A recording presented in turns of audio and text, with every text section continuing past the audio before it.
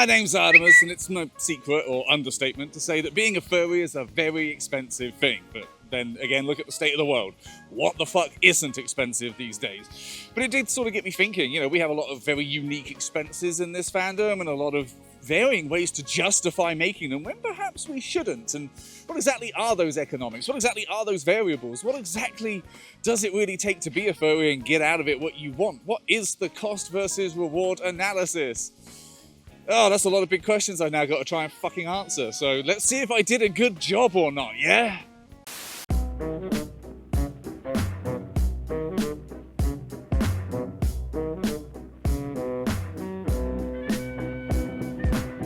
So of course, when it comes to economics and it comes to the cost of things, you have to look at the average to try and sort of guess exactly how much you're going to be spending. And in my research for this video, I came up with what I believe to be true representations of average costs for the three big things in the furry fandom that it takes to be a furry, which is a convention and all of the associated costs, which hopefully have flashed up in a graphic, an art commission, which can definitely vary according to the artist, the price, and exactly what you're getting, but generally there is an average, and of course a fursuit, which varies massively, and it's very hard to put an average because it varies from what you're getting. Is it just a head or a full digi-suit? You're getting LEDs? Who are you getting it from? Is there shipping? Is there complex designs? It's so hard to find a fucking average, but I did my best. And you kind of need to acknowledge these averages. You kind of need to acknowledge the general cost of things, because when you see these things that you want, it's so easy to become blinded by desire. To see one simple part of the cost with, when it comes to a convention, perhaps the convention registration fee, maybe the hotel fee,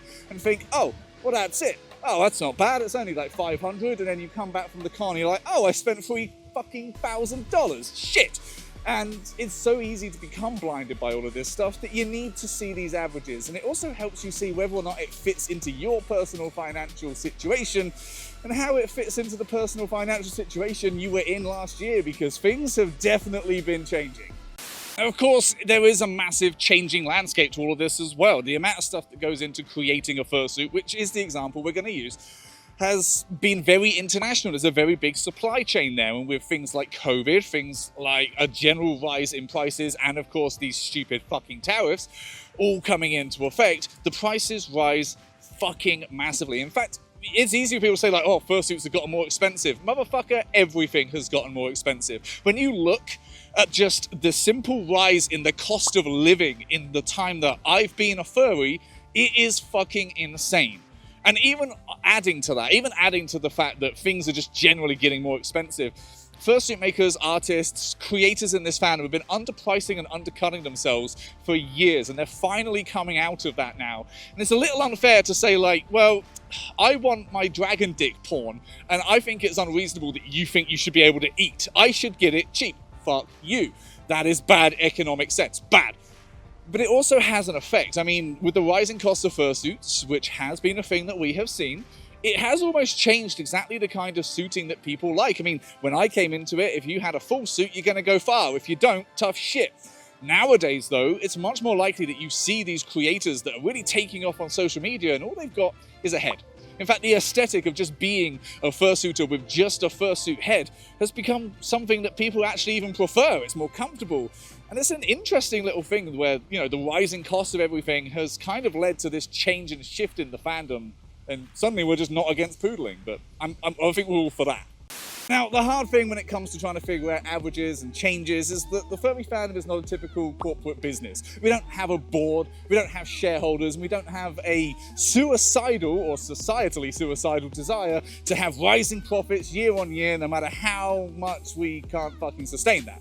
It's a small-scale business. It is people making things because they have a passion for it and they just want to live and upgrade and, you know, make a profit, but not get greedy to the point of bankrupting the working class. Fuck you. But it is a little bit harder when you have a small-scale business to deal with the rising costs that are completely out of your control. As we have seen, COVID kind of killed a lot of shipping industries, so did the tariffs, so did the general cost of living. There's so much that has come into it that a lot of the other companies can swallow, can deal with, but the furry fandom just can't. A small business can't just swallow a tariff fee.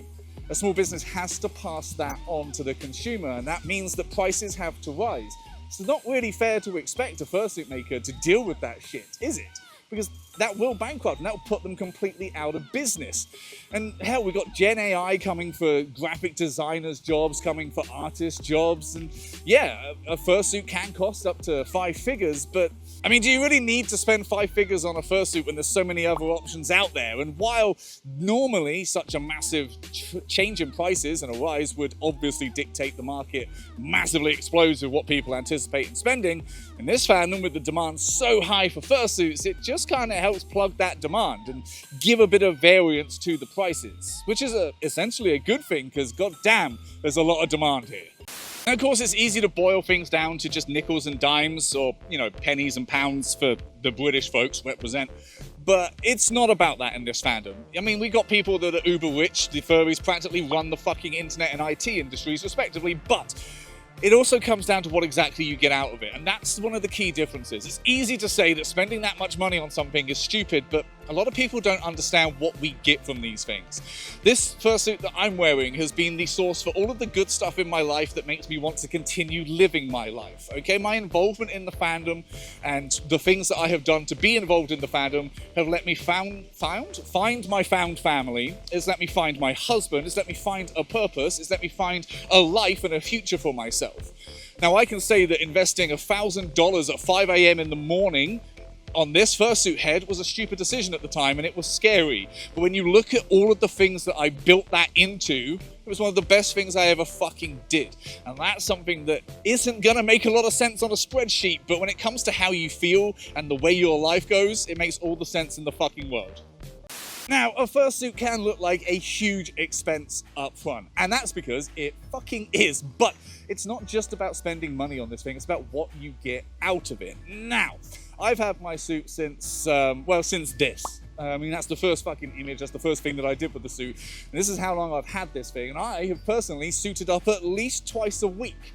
So doing some quick average maths, I determine that this is the hourly cost of my fursuit over the years. This is how much I have worn it and how much it's cost me per hour to have this suit.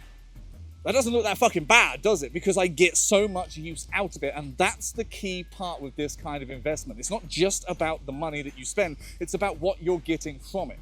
We've all seen people that have like 5 or 6 fursuits and only favor the one that they truly connect with, which would say that those other suits are a bad investment.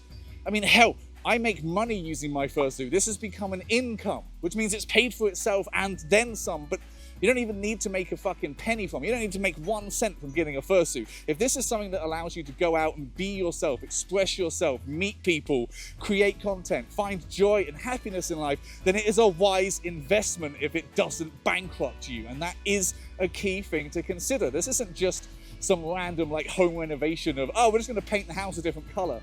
Great, well that was a lot of money on it just looking slightly different. This is something that can be something that massively benefits your life. You just need to actually make sure it does. And we've seen so many people that get a fursuit and just leave it because it turns out they didn't enjoy it. And that is the definition of a bad investment. If you're actually gonna make this kind of investment, you need to make it worthwhile. So what exactly are you supposed to do when you want to figure out whether you want to make this investment or not?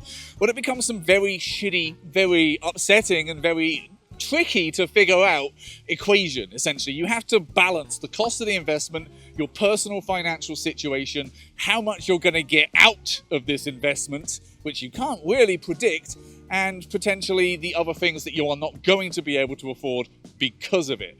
Money is not created equally. A $500 investment to one person is not the same as a $500 investment to another, and a $500 expenditure on porn is not the same as a $500 expenditure on groceries. They both have very different levels of impact on your life.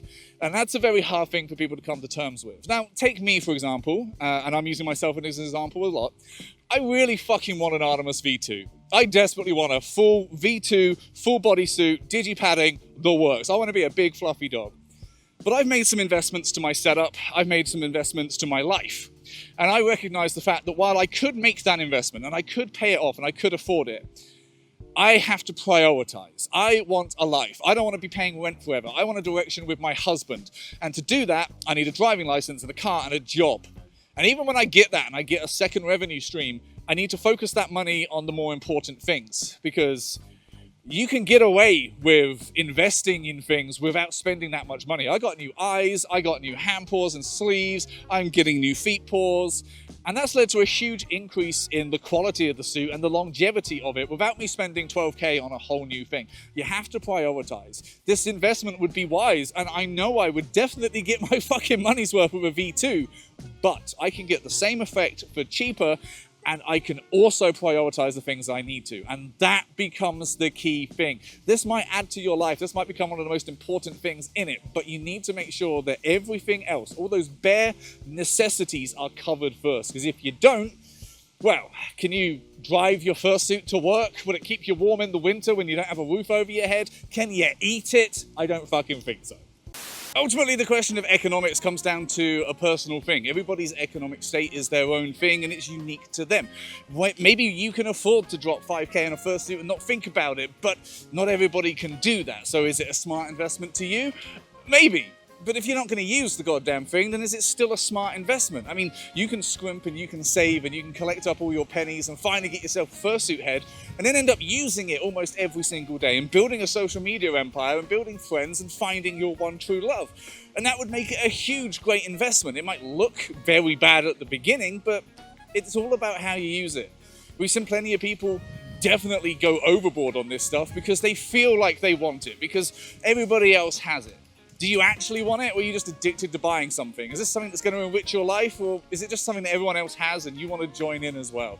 These are the important questions to ask yourself when it comes to, can I afford this? Is this a worthy expenditure? And I just feel like maybe people need to see it from all angles before they go off and get a commission they definitely can't afford. But thank you for watching. I hope you enjoyed this video. If you did and you would like to, engage in some of these economics, then, well, look, there's some ways there that you can help us engage in those economics. There's, stuff that you can, it's feet, you can see feet, which is always a good thing. But you can also help us out with the Patreon and help us pay our own bills and our own economic stuff, because, whew, tariffs are a bitch. But yeah, thank you very much for watching. Please check all that stuff out. It's really cool. If you are still watching, why? It's nice of you to stick around to the end of the video. Last time you all commented a bunch of vegetables, and I was like, shit, people actually do stick around this long. So I don't really know what to make you comment this time. Fucking post the weirdest thing that happened to you this week, say for work only, just to prove that you actually watched all the way to the end. And if you didn't, then why the fuck am I talking to you? You're not even here anyway. Whatever. Bye.